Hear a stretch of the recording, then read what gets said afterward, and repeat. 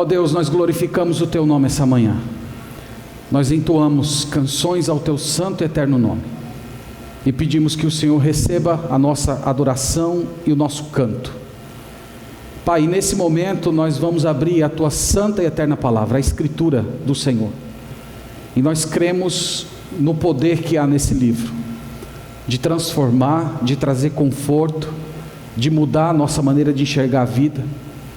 E nós pedimos, ó Deus, que o Teu Santo Espírito sinta-se livre para operar no nosso meio essa manhã, levando a palavra ao nosso coração, transformando-nos à imagem e semelhança do Senhor Jesus, operando salvação e operando mudança em nosso coração, tudo isso para o Teu louvor.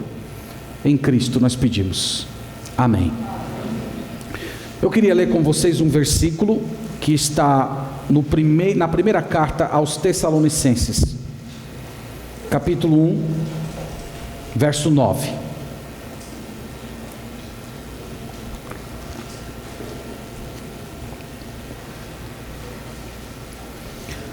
Primeira carta de Paulo aos Tessalonicenses, capítulo 1, verso 9.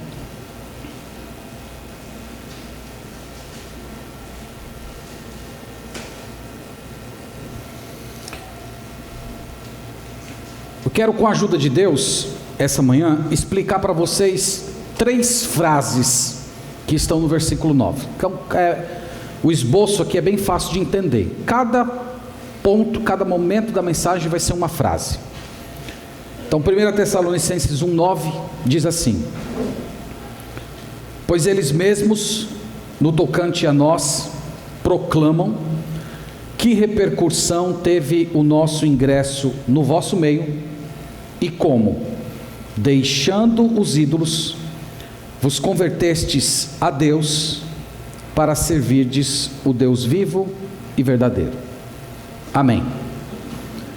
Meu propósito essa manhã é explicar essas 3 frases finais do verso 9. Deixando os ídolos, vos convertestes a Deus, para servir o Deus vivo e verdadeiro. Quero olhar essas 3 frases. Mas eu queria começar lembrando vocês que ninguém nasce cristão. Ninguém nasce discípulo de Jesus. Nem se torna discípulo de Jesus automaticamente. Abraçar a fé cristã é um processo. Tornar-se discípulo de Jesus é uma experiência espiritual. É uma ruptura tão grande em que a sua vida passa a ser explicada como antes e depois daquela experiência. A Bíblia trata isso como uma coisa tão radical ao ponto de chamar de novo nascimento, um nascimento espiritual. E essa ruptura, ela é simbolizada no ato do batismo cristão. Quando nós mergulhamos uma pessoa nas águas, nós estamos falando que aquela pessoa morreu, que ela não existe mais para si mesma, que ela morreu para a antiga vida que tinha. E quando nós levantamos aquela pessoa das águas, nós estamos dizendo que aquela pessoa foi tanto purificada, como também ressurgiu, ressuscitou, tornou-se uma nova pessoa, uma nova vida. E é isso que nós chamamos de conversão. A Bíblia chama as pessoas a se converter. A Bíblia diz que você precisa se converter, ou ser convertido, uma vez que é o Espírito Santo que convence da justiça, do juízo, da justiça, do pecado, da justiça e do juízo. Muito obrigado. A Bíblia chama isso de conversão. Eu não gosto muito da expressão fulano virou crente, fulano virou evangélico. Eu creio que a expressão correta é a pessoa se converteu. Mas ela se converteu de quê? Ela se converteu de quem para quê? Ou de onde para onde? Porque a palavra conversão, ela significa você estar indo numa determinada direção e você de repente mudar, fazer uma conversão, você mudar a sua direção. Ou significa você estar indo numa certa direção e você receber um impacto que muda você completamente de direção. Então, quando nós estamos falando de conversão, a gente precisa considerar isso. Nós estávamos indo para onde? para onde nós estamos indo agora. O que significa essa mudança? O que significa essa transformação de caminho? E eu creio que o apóstolo Paulo trata dessa questão nessas 3 frases que nós acabamos de ler aqui no versículo 9, da qual queremos explicar. Então, eu elaborei 3 perguntas básicas que vão nos ajudar a compreender essa passagem. A primeira delas é essa: a quem nós nos convertemos? Se a gente ler novamente o versículo 9, ele diz assim: pois eles mesmos, no tocante a nós, proclamam que repercussão teve o nosso ingresso no vosso meio, e como deixando os ídolos, vos convertestes a Deus, para servirdes o Deus vivo e verdadeiro. A quem nós nos convertemos? Ele diz: nós nos convertemos a Deus. Nós recebemos um certo momento na nossa vida um impacto que muda a nossa vida, que muda os nossos caminhos. Nós saímos de um determinado caminho para o qual estávamos andando e somos colocados agora no caminho, na direção de Deus. Então ele diz que para você ser um discípulo de Jesus, você precisa se converter dos ídolos para o Deus vivo e verdadeiro.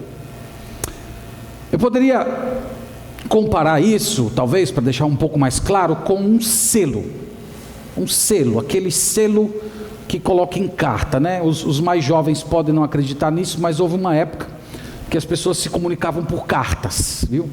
Não tinha celular, não digitava com os polegares.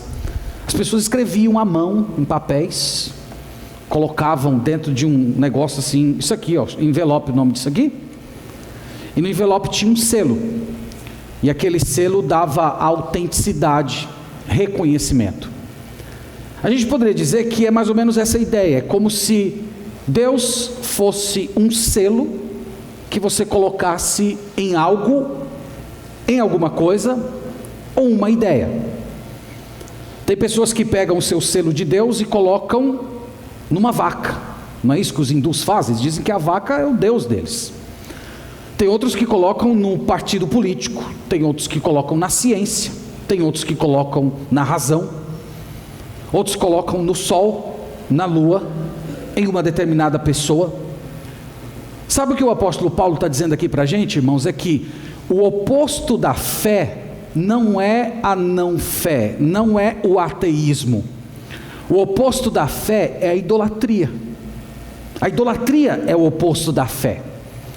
No sentido que o apóstolo Paulo está colocando aqui, não existem ateus, porque todos em algum momento da sua vida colocam o seu selo de Deus em alguma coisa, nem que seja em si mesmo, nem que confie em si mesmo, nem que confie em uma outra pessoa, numa ideologia, num partido. A ideia é que todas as pessoas colocam o selo de Deus, todas as pessoas qualificam alguém ou alguma coisa como sendo a sua divindade.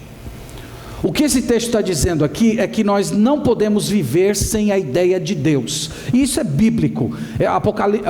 Eclesiastes capítulo 3 diz que Deus colocou a eternidade no coração do ser humano.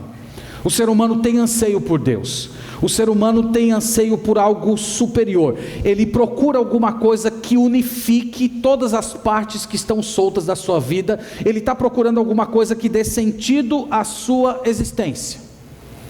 O jovem, por exemplo, quando está apaixonado, ele pensa que conseguiu o sentido, aquilo que unifica todas as partes da sua vida naquela pessoa amada. Ele olha para a sua donzela e diz assim: você é a razão da minha vida. Pronto, ali ele acabou de colocar o selo de Deus na pessoa amada. É a pessoa amada que está unificando todas as partes. Eu não posso viver sem ter você ao meu lado. Como não pode viver? Então nós estamos à procura de tudo isso, porque Deus é o que nos absorve completamente. Deus é o que ocupa todos os espaços do nosso coração. Nós organizamos a nossa vida a partir de Deus, ou a partir daquilo que nós tomamos como sendo o Deus da nossa existência. Nós organizamos a nossa vida, nossa agenda, nosso tempo, nossos valores, nossos relacionamentos, nosso dinheiro, as nossas esperanças. todas as partes da nossa vida que estão soltas, elas são unificadas através da nossa ideia de Deus. E o apóstolo Paulo está dizendo que a verdadeira conversão acontece quando você pega o seu selo de divindade e você coloca na única pessoa do universo que é merecedora desse status, o Deus Trino, Pai, Filho e Espírito Santo, verdadeiro, que se manifestou na pessoa eterna de Jesus Cristo, que veio a esse mundo e se tornou humano. Paulo diz que a verdadeira conversão acontece quando você pega o seu selo de Deus e deposita sobre essa pessoa santa, dizendo: esse aqui é o meu Deus, Pai, Filho e Espírito Santo, o Deus que veio a esse mundo na pessoa de Jesus Cristo, o Deus que se tornou humano, que veio aqui, que morreu uma morte na cruz. A verdadeira conversão acontece quando você assume essa pessoa como sendo Deus da sua vida. Então, a quem nós nos convertemos? Nós nos convertemos ao Deus vivo. E quando ele chama Deus vivo, ele está fazendo um contraste, uma comparação com os outros deuses, ou com aqueles que nós tínhamos como nossos deuses, que na verdade são mortos, não têm vida em si mesmo. Ele é verdadeiro, ele chama de verdadeiro, novamente, em contrastes com todos os outros, que são falsos, que não têm existência própria. Então, a quem nós nos convertemos? Nós nos convertemos ao Deus vivo e verdadeiro. Mas ele não diz apenas a quem nós nos convertemos nesse texto, ele diz de quem nós nos convertemos. Ele diz: como, deixando os ídolos, vos convertestes ao Deus vivo e verdadeiro para o servirdes. De quem nós nos convertemos? Nós nos convertemos dos ídolos. Ele está dizendo aqui que houve um certo momento da sua vida, no meu caso foi no dia 20 de março de 1999.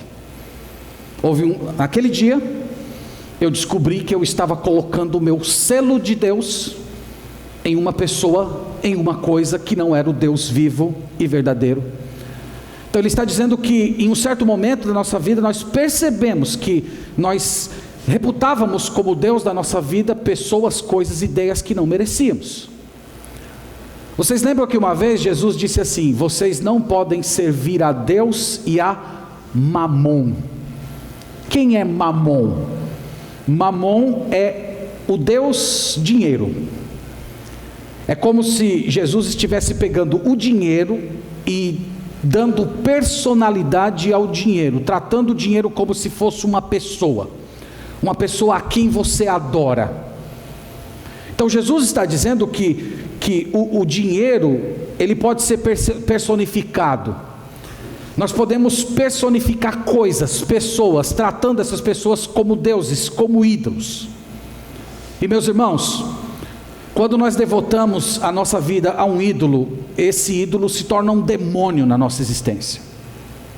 Ele começa a nos escravizar.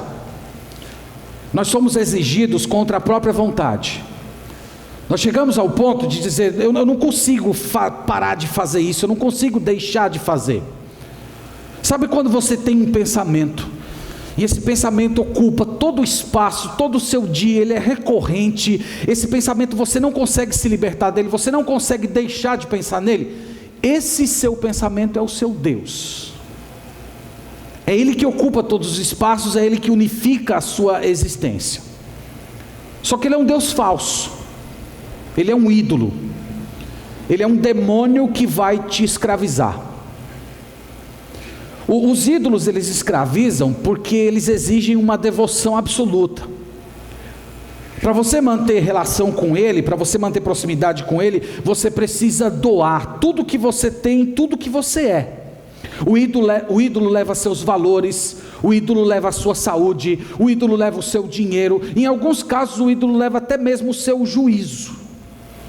Ele usa o medo, ele usa a força, ele torna você incapaz de tomar decisões, ele faz você incapaz de dizer não. Os ídolos vivem de extorsão. Eles propõem para você o seguinte: eu te dou isso que você está querendo, e você me doa de si mesmo. Os ídolos fazem promessas falsas. Eles dizem que se você assumi-los, você vai ser a pessoa mais feliz do mundo. Isso é uma mentira. E alguns vivem assim, enganados a vida inteira. Outros, quando descobrem o engodo, já é tarde demais.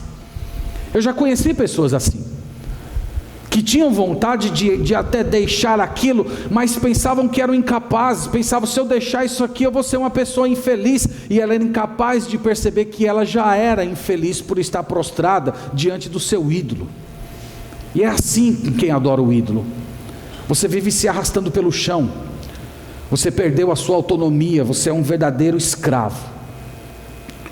Mas aqui, irmãos, o apóstolo Paulo está dizendo o seguinte: que quando nós tiramos a nossa devoção do ídolo e colocamos a nossa devoção no Deus verdadeiro, os ídolos começam a ser desmascarados. Deus começa a fazer um trabalho muito interessante dentro do nosso coração.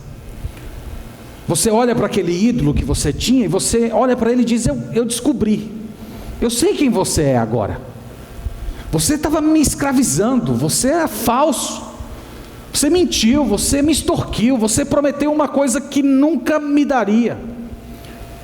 E algumas pessoas conseguem até com uma certa facilidade arrancar esse selo de Deus do ídolo, mas outros ainda vão permanecer uma boa parte da vida cristã, porque os ídolos, eles são cruéis.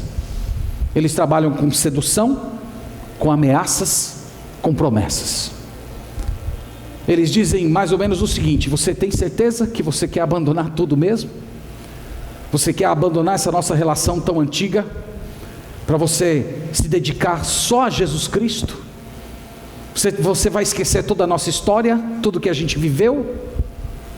E alguns ídolos, quando percebem que estão perdendo o terreno, eles propõem a chamada relação aberta, dizendo mais ou menos o seguinte: tá bom, você fica com Jesus, mas você também namora comigo. E isso, meus irmãos, é a grande mentira dos ídolos, porque na verdade, você se entregar parcialmente a Jesus significa se entregar completamente ao ídolo. Mas a despeito disso, quando o Espírito Santo abre os seus olhos espirituais e os meus também, e Ele mostra que tem algo que escraviza a sua vida, algo que rouba você de si mesmo, algo pelo qual você tem que pagar caro, algo em que você depositou todas as suas expectativas de felicidade, e pela força do Espírito de Deus você arranca esse selo e coloca em Jesus Cristo, você pode dizer: glória a Deus, eu me converti dos ídolos para o Deus vivo e verdadeiro. Mas isso nos leva à terceira frase do versículo, que provavelmente é a frase mais importante dessa passagem. Ele diz assim no verso 9: deixando os ídolos, vos convertestes a Deus para servirdes o Deus vivo e verdadeiro. Para servirdes o Deus vivo e verdadeiro. Essa passagem aqui é de suma importância, porque ele está apresentando o modo como nós nos relacionamos com o Deus verdadeiro. Ele está dizendo que conversão não é apenas você acreditar que Deus existe, que Deus é Senhor, que Ele é Rei, que Ele é Criador, porque afinal de contas até os demônios podem crer nisso. Se você perguntar a um demônio: você acredita em Deus? Você acredita que Deus é todo poderoso? Você acredita que Ele é Rei, que Ele é Criador? Tenha certeza que ele vai concordar com tudo isso. Mas você perguntar: você é convertido a Jesus? Aí é outra coisa. Ele está dizendo que não basta apenas você reconhecer a pessoa e o senhorio de Deus, você precisa se relacionar com Ele. A palavra que ele usa aqui é a palavra servir.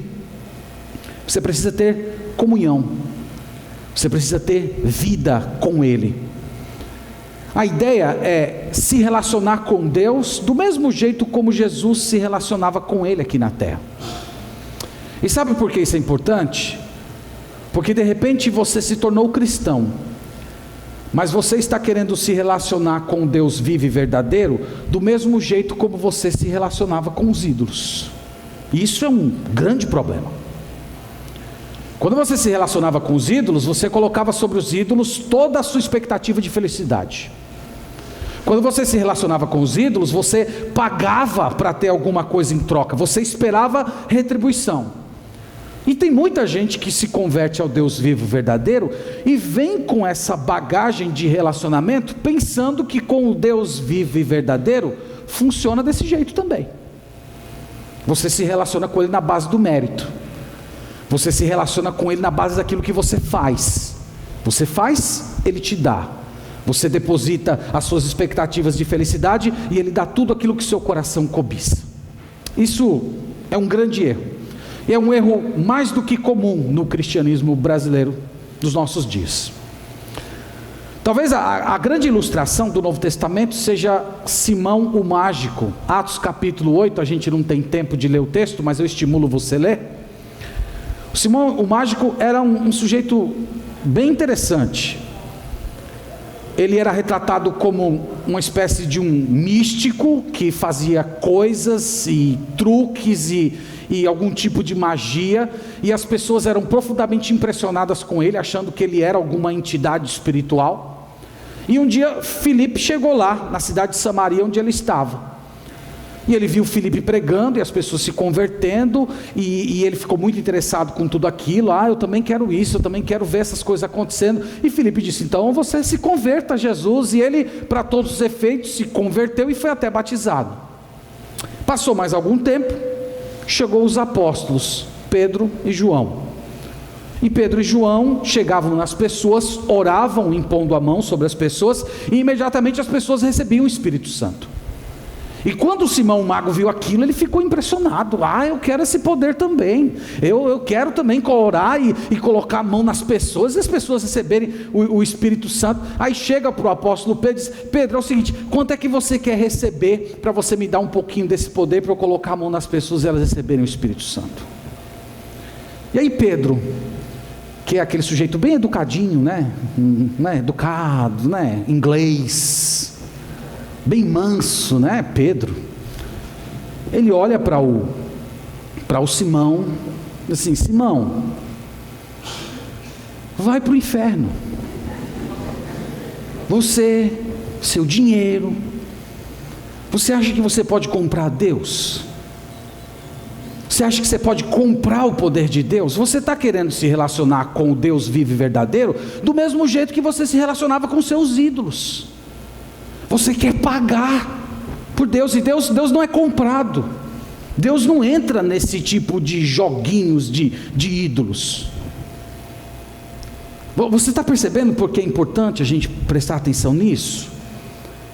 Nós não temos apenas que nos converter ao Deus vivo e verdadeiro, nós temos que aprender a conviver, a nos relacionar com Ele corretamente.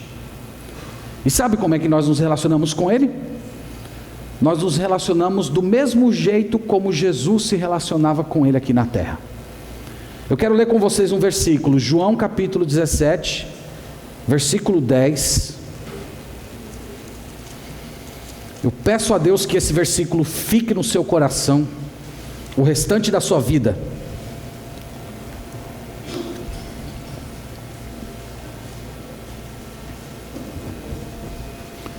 João 17, verso 10.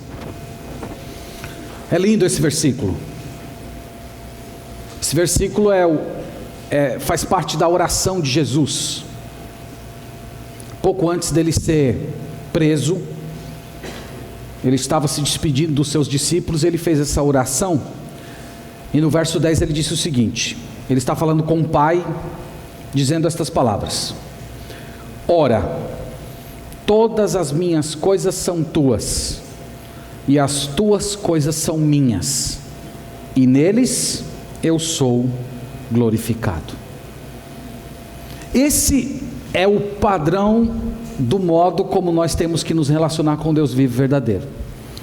São palavras aparentemente contraditórias. Todas as minhas coisas são tuas, todas as tuas coisas são minhas. Mas é essa a dinâmica. Jesus viveu isso aqui. Jesus doou tudo que ele tinha ao Pai. A Bíblia diz que ele deixou a sua posição de Deus e desceu até essa terra, se tornou um homem. Ele viveu a sua vida pedindo ao Pai: orando ao Pai, dependendo do Pai.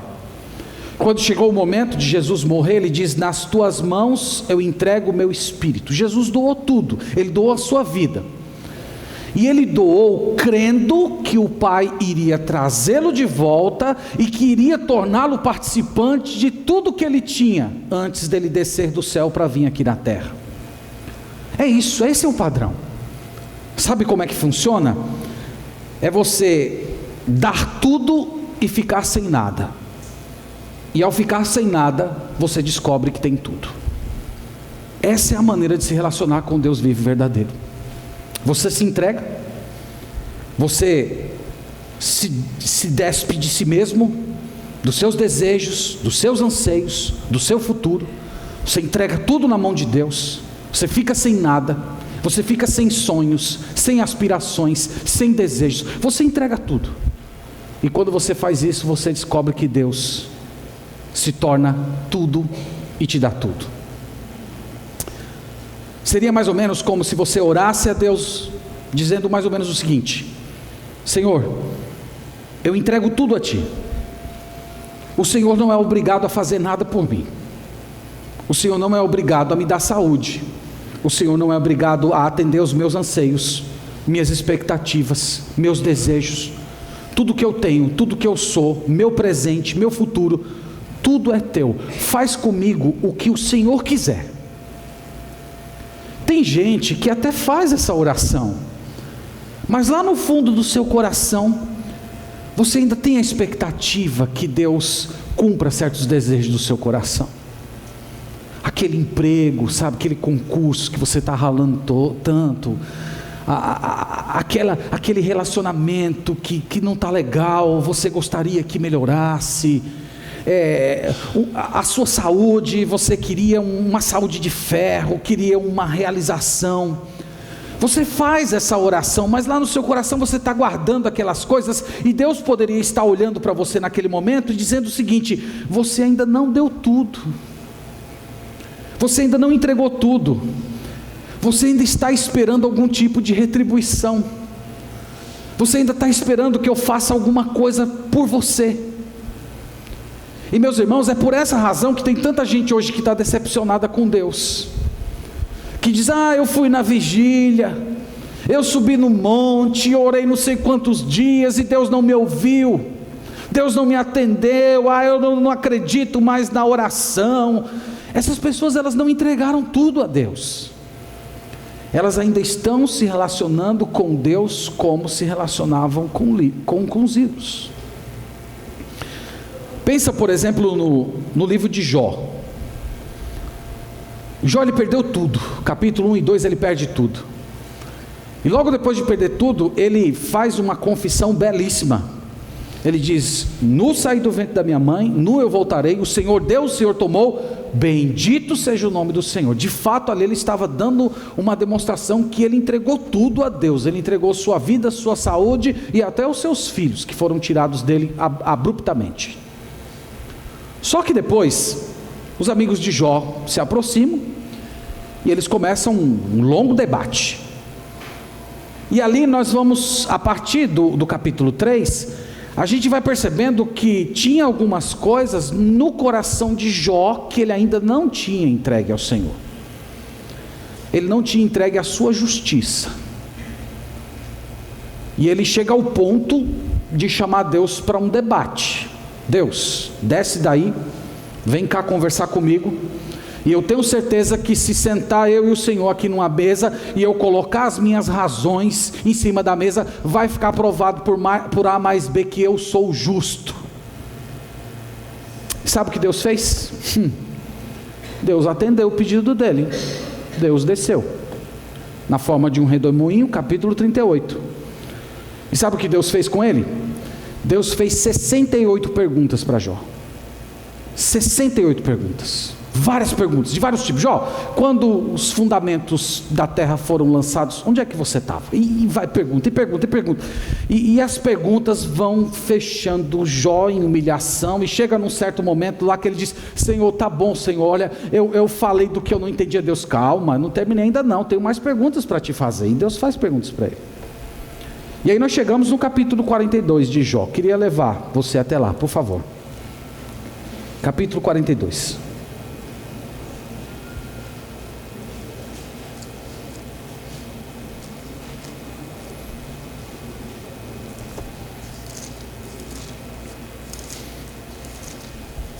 Jó 42. Depois das 68 perguntas, aí o nosso personagem, Jó, diz o seguinte a Deus, capítulo 42, verso 1.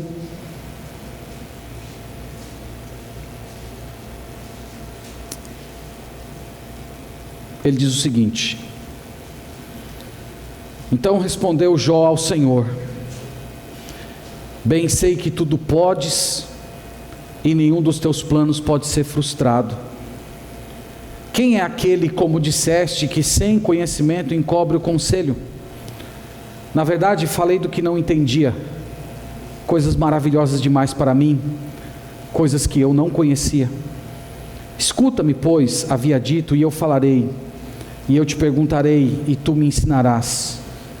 Eu te conhecia só de ouvir, mas agora os meus olhos te veem. Por isso me abomino, me arrependo no pó e na cinza. Aqui, meus irmãos, a gente pode ler esse texto e imaginar Deus olhando para Jó dizendo o seguinte: Jó, agora sim você entregou tudo. Agora sim, você entregou a sua justiça.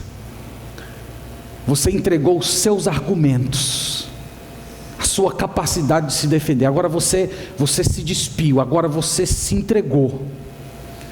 E é nesse momento que ele entrega tudo a Deus. O que acontece? É o seguinte: depois Deus devolve tudo a ele. É essa dinâmica, meus irmãos, que nós estamos fazendo. Tudo que eu tenho é teu. E aí nós descobrimos que tudo de Deus é nosso. Meus irmãos, com Deus nós não fazemos negócios. Há muitos templos por aí que estão tentando fazer negócios com Deus, mas não com Deus trino, com Deus revelado na Bíblia. Ele é o Deus vivo e verdadeiro, Ele não é um ídolo.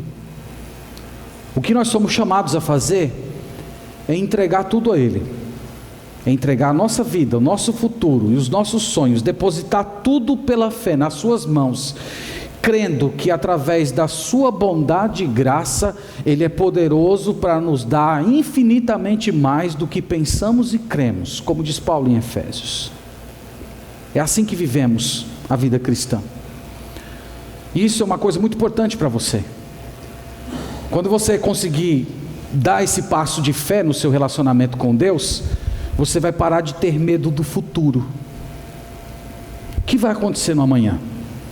Eu vou ter emprego, eu vou ter saúde, eu vou ter família, eu vou ter amigos. Como será a minha família? Como serão os meus filhos, os meus netos? O que vai acontecer?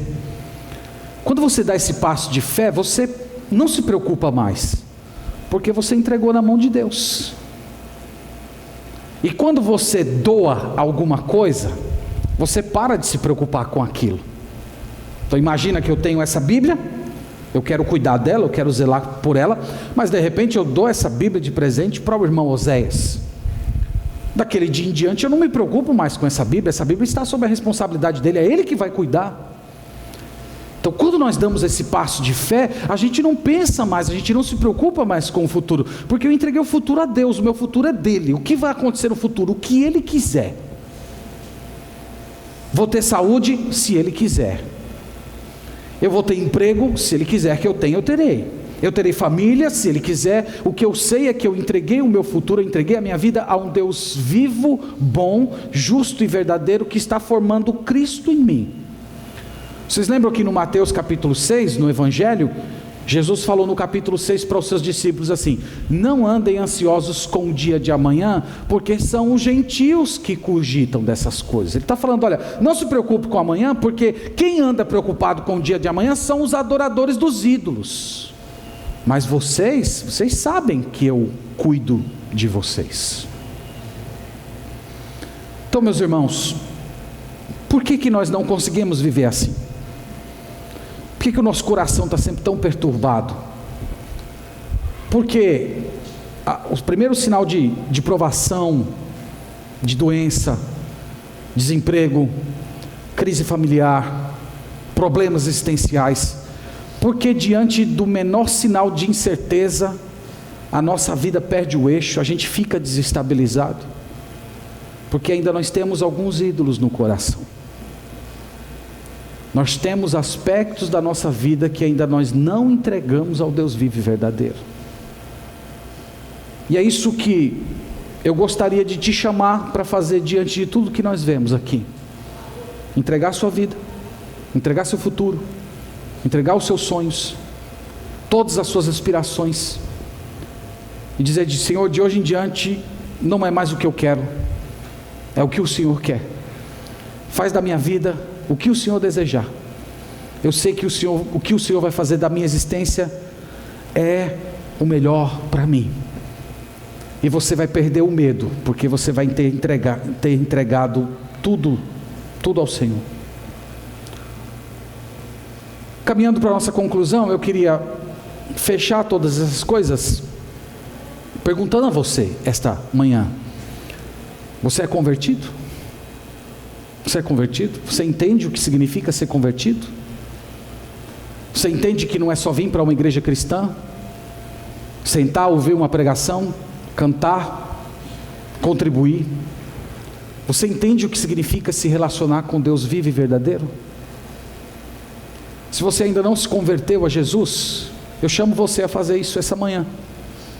Entregar seu coração, sua vida, seu futuro. Está aqui, Senhor, é tudo teu. Eu quero viver para o Senhor. Eu quero que a minha vida seja direcionada. Eu quero sofrer um impacto na minha existência, em que a minha vida vai ser marcada sobre o dia que eu vivi antes de Cristo e que eu vivo agora em Cristo. Você pode essa manhã entregar seu coração a Ele, acreditar que o sangue que Ele derramou na cruz do Calvário foi por conta dos seus pecados. Você recebeu o perdão de Deus, e você ter a possibilidade de entrar com Ele nesse relacionamento, em que você entrega tudo para Ele, e ao entregar para Ele tudo que você tem e é, você descobre que tudo que Ele tem agora te pertence. E para você que já se converteu, eu chamo você essa manhã a pensar quais são os ídolos que estão dentro do seu coração. Se Deus existe para governar sua vida, ou se Ele existe simplesmente para satisfazer os anseios que você carrega na sua alma. E lembre-se que esses anseios que você carrega na sua alma, os quais você deseja que Deus o cumpra para que você seja uma pessoa feliz, esses anseios são seus deuses, são seus pequenos ídolos, e que você precisa arrancá-los do seu coração e se satisfazer plenamente no Senhor. Lembrar que Deus é tudo que você precisa para ser pleno, para ser feliz, para ser completo, para viver o futuro. O que vai ser do futuro? Eu não sei. Eu sei que no futuro eu vou ter Deus, e isso é o bastante para mim. Então que Deus nos abençoe, e que Ele nos dê a graça, irmãos, de vivermos esse tipo de relacionamento com o Deus Trino, Pai do nosso Senhor Jesus Cristo. Amém. Vamos orar todos juntos ao Senhor.